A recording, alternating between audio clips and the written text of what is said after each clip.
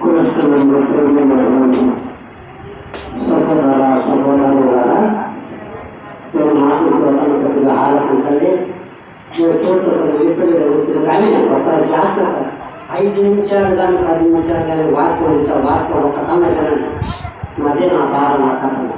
ఈ తర్వాత ఎక్కడెక్కడ నాకు ఉంటుంది.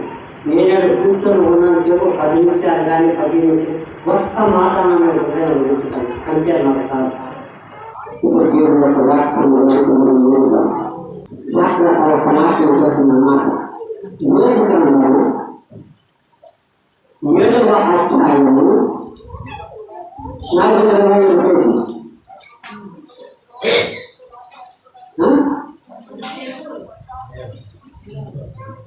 7వ అధ్యాయము 9వ వచనం.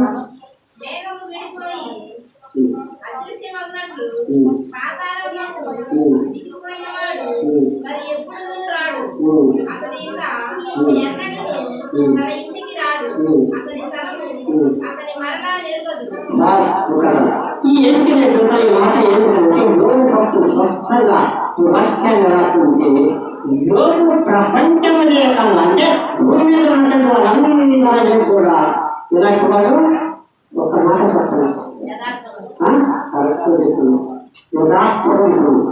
యథార్థవంతుడు ఎవరైతే భూమి మీద ఉంటాడో అతడు మనకు జ్ఞానం కలుగుతుంది. ఆయన యథార్థవంతుడు భూమి మీద రక్షణాలు కనుక బయటలో రాకుండా కూడా ఆయన యథార్థవంతుడు భూమి మీద నిలబడతాడు.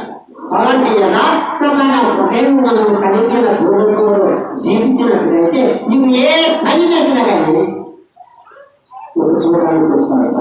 పూర్తి చేస్తాడు. ఇప్పుడు యథార్థమైన హృదయం యథార్థంగా ఉండడానికి నీవు శుద్ధిపరుచుకుని నీవు దేవుని మహిమపరుచుకొని దేవుని జీవించి ఆయన హృదయానికి ఆయన సమర్పించుకొని ఆయన జీవించిన యథార్థత కలిగి నువ్వు జీవించినట్టు నీ కుటుంబము నీ బిడ్డలు నీ సంతతి సంవత్సరం కూడా ఆశీర్వదించబడతాడు. ఎప్పుడు యథార్థత కలిగి దేవుడు ఎప్పుడైతే ఉంటాడో ఆ యథార్థత కలిగి వాళ్ళు ఎప్పుడు కూడా దేవుడు. అందుకే చెప్పి మేఘము విడిపోయినట్టు అహింసబడినట్టు పదాలకు దిగిపోయేవాడు మరలా మేఘము విడిపోయినట్టు వర్షం కుడుతున్నది. వర్షం కురిపిస్తే మేఘం విడిపోతుంది. మేఘంకే రాష్ట్రాలకు ఉంది కదా కొద్దిగా వర్షం కొంచెం మొక్క పడుతుంది. అక్కడ వర్షం వచ్చే మేఘము విడిపోతున్నట్లు ఏమండి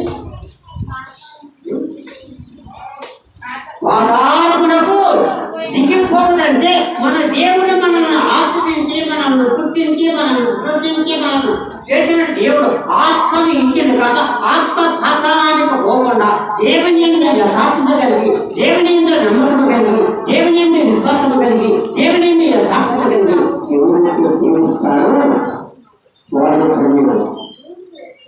అదే కనుక అదే బైబిల్లో ఏమవుతుంది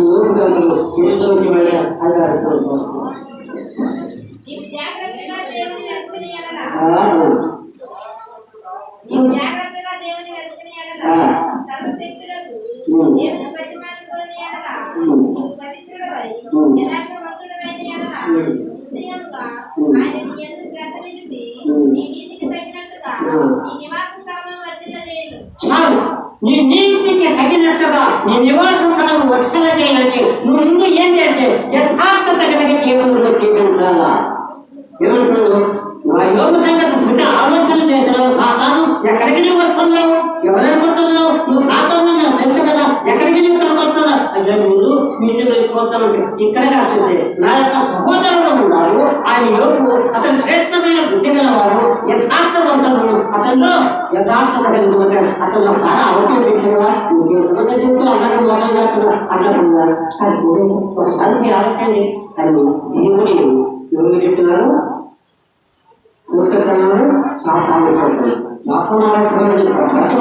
చూస్తున్నారు కదా ఏం నాకు ఎక్కడ తగ్గదు అన్నప్పుడు ఆయన యోగు యథార్థవంతుడు న్యాయవంతుడు దేవుని ఎంతో భయభక్తుల వాడు అందువల్ల ఆ యథార్థత వల్ల ప్రకాశాన్ని జయించున్నాడు.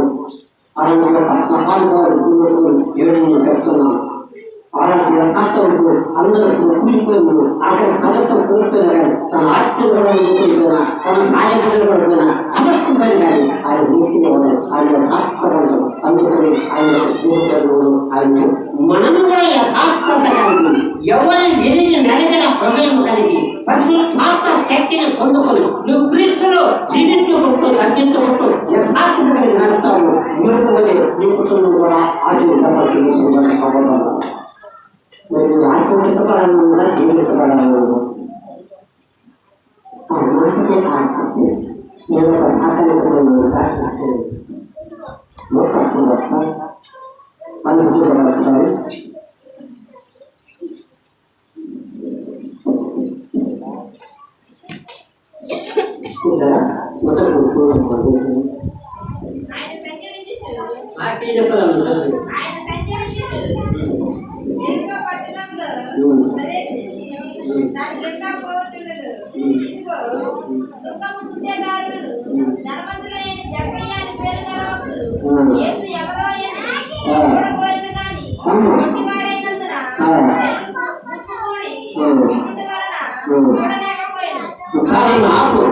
ఇక్కడ ఒక చిన్న సమస్య అంటే నాకు టైం రాదు అందుకని నేను అవతల సంవత్సరం ఇక్కడ ఎవరంటే ఒక చిన్న జక్కయ్యను కొలిచింది. ఇది చాలా మంచివారు, చాలా అన్నిటిగా ఉండేది అనుకున్నాను. చూడటానికి పొట్టుడే కానీ జిత్తులు ఎక్కువ ఉంటాయి. అసలు పొట్టేలో కూడా అంటారు. అందుకని మీరంటారు జిత్తులు జ్ఞానం పెట్టుకోండి. పెద్ద పెద్ద ఎత్తులకు జ్ఞానం ఉన్నది తక్కువ ఉందంట. అందుకని జిత్తులు గల వాళ్ళ ఇంటి కూడా అక్కడ ఆయన ఎడుకో పట్టణములో నుండి ప్రయాణించుతూ బయలుదేరి వస్తున్నారంటే ఎవరు? ప్రభుని నేర్చుకుంటూ భూలోకంలో జీవించినంత కాలము తన శిష్యులను వెంట పెట్టుకొని పర్యాటన చేస్తూ దేశంలో గ్రామము తిరుగుతా అద్భుత కార్యాలు ఆశ్చర్య కార్యాలు వారు చేసుకుంటే పోతున్నారట. ఏ ఊరికం వచ్చినా ఆ ఊరు పోవటం ఆ చూడటం అక్కడ ఆశ్చర్య కార్యాలు చేయటం అక్కడ కొంత కొంతమంది బాగా చేయటం ఇంకొకటి ఆయన పని ఎంతమంది చేసిందే తన జీవితంలో ప్రతి కూడా ఆరోగ్య తన శిష్యులతో ప్రయాణం చేసుకుంటూ పోతున్నాం. మేమేమో పుట్టి ఇది ఎలాంటి వాడంటే పుట్రా పుణ్యుడు ఈర్ష్య అన్ని కలిగి ఎవరి దగ్గర ఎంత పొందుతో వాళ్ళని రాసుకొని తీసుకొని సంపాదించుకుని దానిలో ఆశ్చర్యం ధనం మీద పిచ్చి, డబ్బు మీద ఆశ మొత్తం వచ్చి అది అలాంటి బుద్ధి ఉన్నమాట. రోజుల్లో ఎక్కడ సంపాదించాలి అలా సంపాదించి పోస్తూ సంపాదన సొంతకు బుద్ధ రాదు అంటే పన్ను వసూలు లేదు. అలాంటి పనులు చేస్తే 10 రూపాయలు 5 రూపాయలు అయిపోయిందా టైం నిన్న కట్టాలి 10 రోజులు అవతల వడ్డీ బుద్ధ 10 రూపాయలు 5 రూపాయలు కలిపి సంపాదించి ఓట్లు సంపాదించినట్టు పోటీ చేస్తారు. ఆయన ఏ ఊరండి? ఎరుకో పట్టణం. జాగ్రత్తగా ఈ ఎరుకో పట్టణం ఎలాంటిదంటే అందమైనది, సుందరమైనది, బాగా విస్తారంగా ఫలించినటువంటి అందరూ పట్టణం విస్తారంగా ఫలించింది. ఒక భాగ్యములతో సుందరమైన పట్టణము. దాని పేరేంటంటే ఎరుకో పట్టణము. ఎరుకో పట్టణం ఎప్పుడు ఉందంటే అనాథ కాలంలో మొత్తం ఒక మోచి ఇజ్రాయెల్ జనాంగాన్ని నడిపించినప్పుడు ఆ టైంలో మోచ ఉన్నప్పుడు చాలా ముందు పూజ ఉన్నప్పుడు ఆ యొక్క పట్టణం వెళ్ళినప్పుడు ఆ పట్టణం ఏంటంటే దూరము దూరపడుతున్న పాపంతో నిండిందో ఆ పట్టణాన్ని ఏం చేసిన దేవుడు చెప్పింటున్నాడు. రోజు వారు చెప్పించబట్టి ఆ పట్టణం ఏంటి ఉంటుంది సంవత్సరానికి 870 కిలోమీటర్ల తక్కువ భాగంలో సంవత్సరమేమో ఆడవుంది. పట్టణంలో తిరగడం అంటే అంత ఎత్తులేదు. ఎప్పుడో ఒకసారి వానికి కొన్ని సంవత్సరాలు పైన కదా ఆలోచన ఉండే కదా. ఇప్పుడు జంతువుల హక్కులు తిన్నాడు లోపల ఎంత చేయాలి అది అక్కడ నిలబడాల్సింది. అది అంత హక్కు కూడా రావడానికి కూడా దేవుడు సమయం. అందుకని సంవత్సరాలు ఎత్తులు అక్కడ లోపాలు అది సరిపోతుంది. అవసరం పోతుంది. దేవుని యొక్క ఆజ్ఞ దేవుని ఆజ్ఞ ప్రకారం కూడా ఏంటంటే సముద్రం కూడా ఉండిపోతుంది, భూమి కూడా ఉండిపోతుంది, సూర్యచంద్రులు కూడా ఉండిపోతాం. అయితే అందరూ కూడా ఉండిపోతాయని నాకు కూడా తగ్గగా ఎవరు నమ్మలేదు. ఎవరి జీవుడికి ఉన్నారు చూస్తారా? మన కానీ శాస్త్రం నీవు లేదు మనందరికీ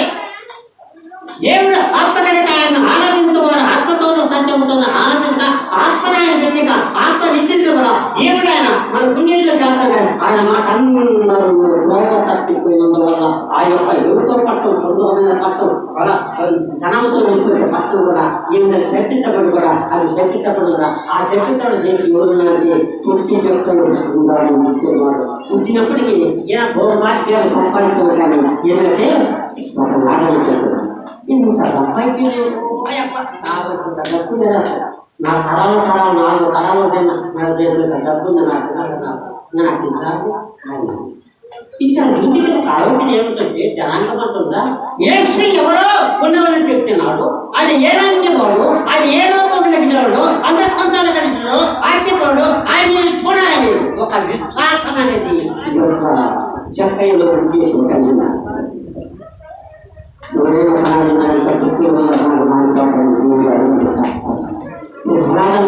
అలాంటి ఆత్మను నీతులు చెప్పే డబ్బు తప్ప అనుకుని అనుకుని మీకు చెప్తారు అని అనుకున్న కూడా ఎందుకంటే తన వృత్తిని మార్చుకోవాలి, తన స్థితిని మార్చుకోవాలి, తన జీవితాన్ని మార్చుకోవాలి, తన తల్లిదండ్రులను మార్చుకోవాలి, తన దేశాన్ని మార్చుకోవాలి, తన భార్య పిల్లలను మార్చుకోవాలి. నాకు అది గుర్తుగాలి ఎవరో చూడగలను నా ఖాతాన్ని చూడాలి ప్రాంతాన్ని తన ఉన్నటువంటి ప్రాచీన కూడా తీర్చి వేసుకొని బ్రతుకు సమస్యలు ఆయన చూడాలని చెప్పండి పరిగణించుతాను. అయితే ఎందుకో పట్టణంలో తన 12 మంది శిష్యులకు బయలుదేరి నిరాకరిస్తున్నారు. ఆ పట్టణం ఆ పట్టణం చెప్పిన పరిగెడుతున్నాను పుట్టినాక ఎప్పుడు తీసుకుంటా అక్కడ జనం పెట్టి లక్షల మంది ఉన్నారు. ఎందుకు ఎంచుకున్నారు? చాలా మంది లక్షలు 4-5 లక్షలు ఏమి కొట్టిండు చూడడానికి పడుతుందా? నీలో బలహీనతలు, నీలో ఉన్న జబ్బు, నీలో ఉన్న సమస్య కూడా అది తీసి చేస్తాడండి. ప్రజలందరికీ తగ్గిత కనుక అది ఏదో ప్రభుత్వం వస్తున్నారు కనుక అది ఎవరు నేను ఏసుకుంటున్నట్టు బాగా పడతాను చెప్పేసి ఏసులో పాల్గొంటున్నాను.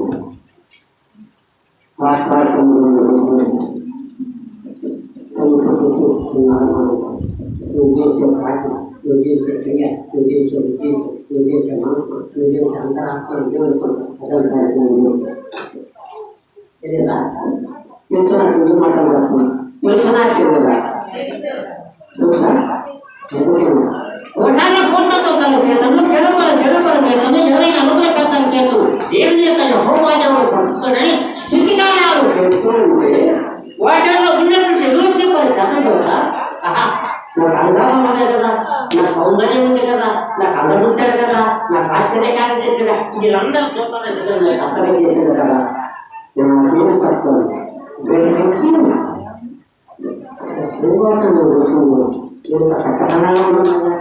కట్టకట్టగా మించిపోతుంది. ఆయన పర్యటన చేస్తాం కదా, ఒకసారి ఆ పర్యటన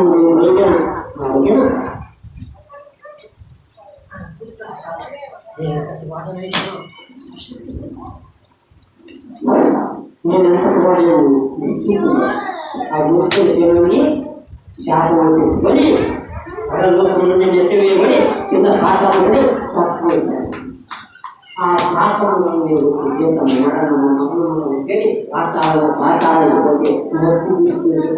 వాళ్ళ వల్ల కనపడుతుంది. నువ్వు భూమి మీద జీవిస్తున్నావు, కాపాడుతున్నావు, బలపడుతున్నావు, ఆశ్రయిస్తున్నా కానీ నీవు మరణించిన తర్వాత ఆలోచన చేసుకున్నావు. తప్పకుండా మట్టికి వచ్చే పోతుంది. ఆత్మదాన్ని ఆ సన్నిధిలో ఉన్నప్పుడు మాట్లాడకపోతే మళ్ళీ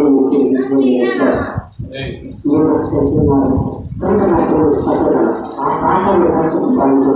నేను తగ్గించుకొని మనసులో అది చక్కగా ఉండకూడదు. తన ఆత్మను వదిలిపెట్టింది, తన భార్యను వదిలిపెట్టింది, తనకు ఉన్నము వదిలిపెట్టింది, తన సంస్కారాన్ని వదిలిపెట్టింది. మొత్తం కూడా చూడటం కానీ నీవు ఆకారంలో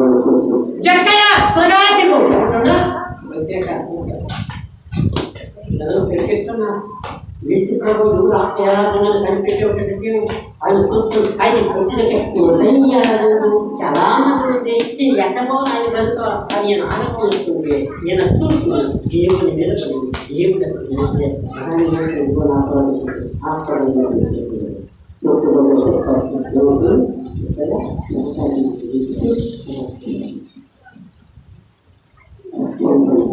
ఎవరైతే మారుమంటబడికి, ఎవరైతే పాపక్షమాపణకి, ఎవరైతే పశ్చాత్తాపం, ఎవరైతే ప్రభువును అంగీకరించుకొని ప్రభువులు యథార్థంగా జీవితామో వాడు ధన్యుడు. ఆ జీవితంలో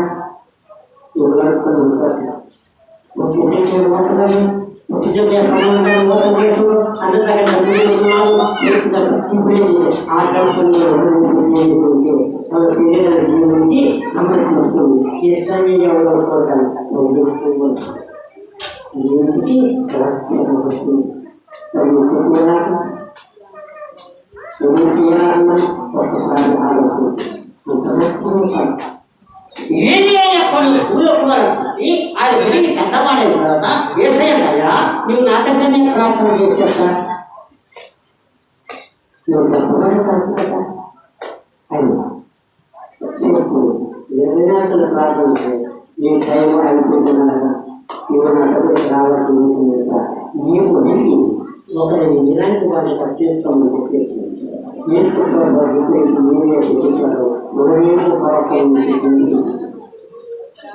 గొర్రెకాలకి నీళ్ళు పోస్తుంది, గొర్రె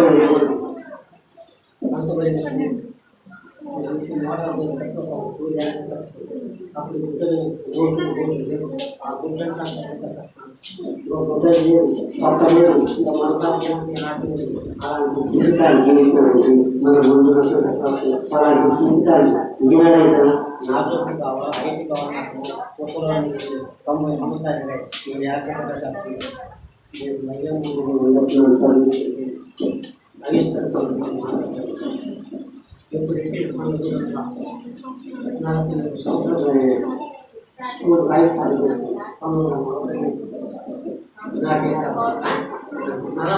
స్వాతంత్రం వచ్చినప్పుడు నేను 1955 సంవత్సరం నేను 1957 సంవత్సరం యొక్క నెహ్రూ గారు శంకుస్థాపన మంచి పొగడుతున్నాడు. ఇక్కడికి వస్తే వచ్చే నేను నిర్మించిన పొలంలో సాగర్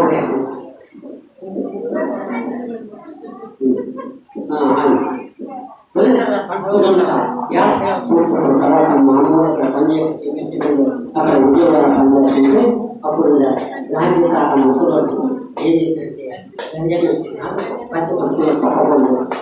చూడండి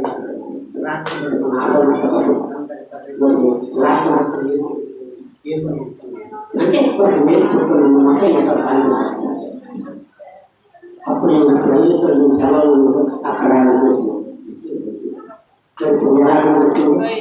కొట్టుకొని కూడా చూడడానికి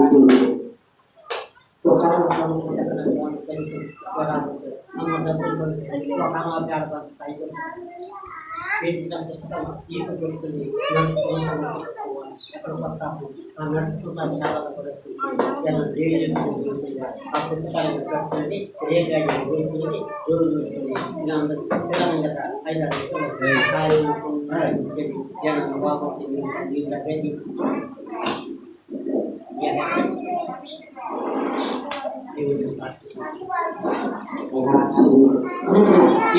ఎవరో చూడబోయేది కానీ అది చేస్తే కొట్టిమాడేనందున చూడలేకపోయినప్పుడు ఏ చిత్రంతో అది గమనించి ఏం చేసి చెడ్డ ఎవరు చక్కయాత్ర ఇంటికి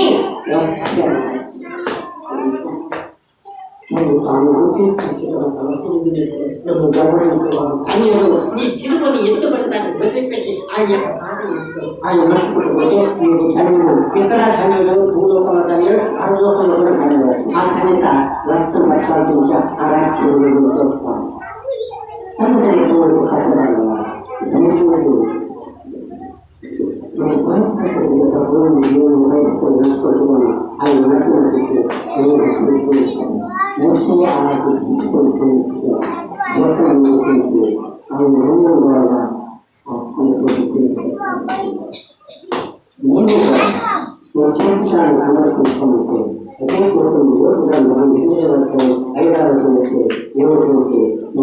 సమర్పించుకొని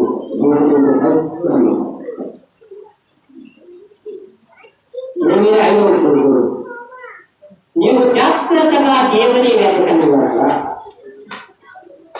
సర్వచక్రముకు దేవుని ప్రతిమానుకుని ఎడల నీవు పవిత్రుడమై యథార్థవంతుడమైన ఎడల నిశ్చయముగా ఆయన నీ యొక్క శ్రద్ధని నీ నీతికి తగిలించిన నీ నివాస స్థానంలో నీ నివాస స్థానం నీవు బాగుపడడానికి ఆయన శ్రద్ధ కలిగి ఆయన ప్రయత్నం కలిగి ఆయన నమ్మకం కలిగి ఆయన విజేత కలిగి ఆయన విశ్వాసం కలిగి ఎప్పుడైతే యథార్థ కలిగి ప్రవర్తిస్తావో అప్పుడు కూడా సంపూర్ణ దేవుడు ఇంకో కాలం చేస్తాడు. అందుకనే మాట్లాడతాం నువ్వు యథార్థుడు నువ్వు పవిత్రుడు నడుచుకుంటే నీ కుటుంబంలో వ్యర్థాలు చేస్తాడు నీవు ఆరోపిస్తాడు నీవు సకల జీవిస్తాడు నీవు అతనికి ఆ మాట్లాడుతూ నువ్వు కష్టపడుతున్నావు.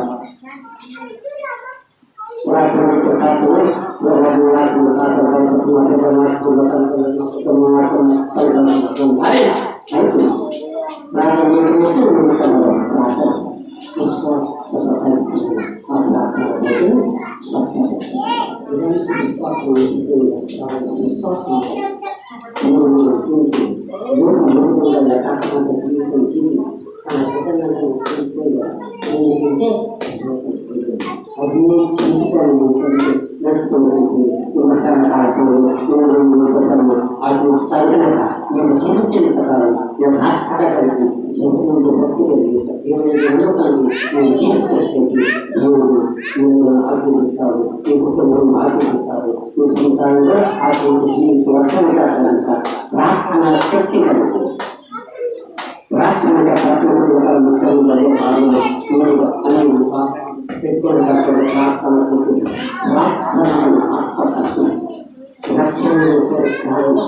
సర్వాంగంలో కలుగుతున్న కలిగిస్తూ స్వార్థంలో కార్యం నీతిని మనం మొదలుపెడుతూ చెత్తను ఎవరైనా నాలుగు ప్రార్థన ఆ జీవితానికి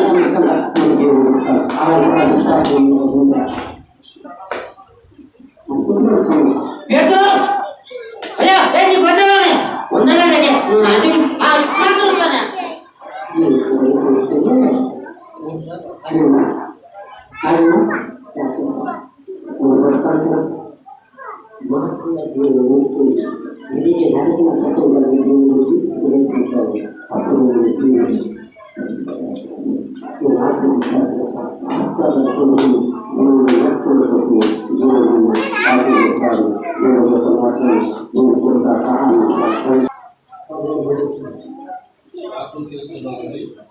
బలారాధన చేయబోయే ప్రతి ఒక్కరు కూడా ప్రార్థనలో ఏకీభవించుకుంటున్నాం. మనం చేస్తున్నాం. మహోన్నతుడా జీవాధిపతి నీకు స్తోత్రములు నాయన. మరణమును జయించిన తల్లి నీకు కృతజ్ఞతాస్తుతులు చెల్లిస్తున్నా. ఆత్మలో పడి ఉన్న మమ్మల్ని ప్రభువా దాని పవిత్రమైన రక్తం చేత కలిగిన ప్రభువా నీ పరిశుభ్ర సమూహంలో చేసుకున్నందుకు నీకు ప్రభా ఇప్పుడు వరకు ప్రభా అయ్యా మాకు ఎన్నో గొప్ప మాటలు బోధించున్నా. నిజమే కాదు నా ప్రభా వాక్యాన్ని మా హృదయంలో దాచుకొని వాక్యానికి లోబడి ప్రభా భయముతో భక్తితో నీ మార్గంలో నడిచే చిత్తాన్ని మాకు దయచేయమని చెప్తున్నా. నా తండ్రి ఆ పరలోక పాపాన్ని విడిచి మా పాపాల నిమిత్తమైన దూరతాలు తెచ్చిన తండ్రి నీకు వెళ్ళేమందరం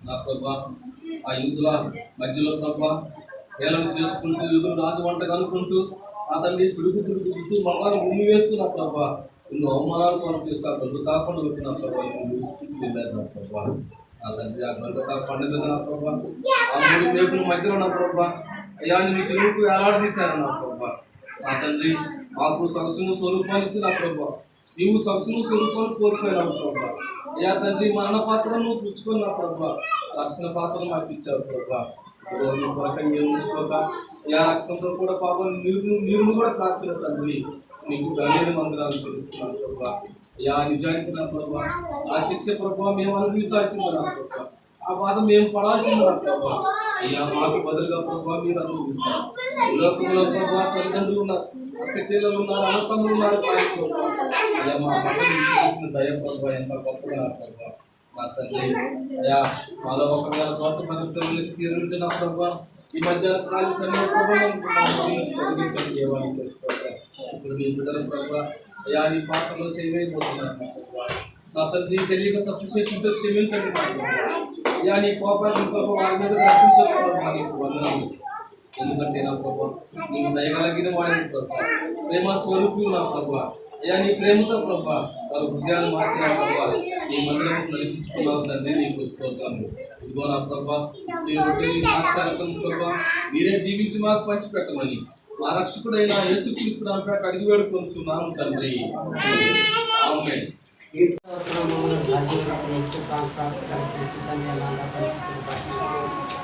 ఈ కార్యక్రమంతో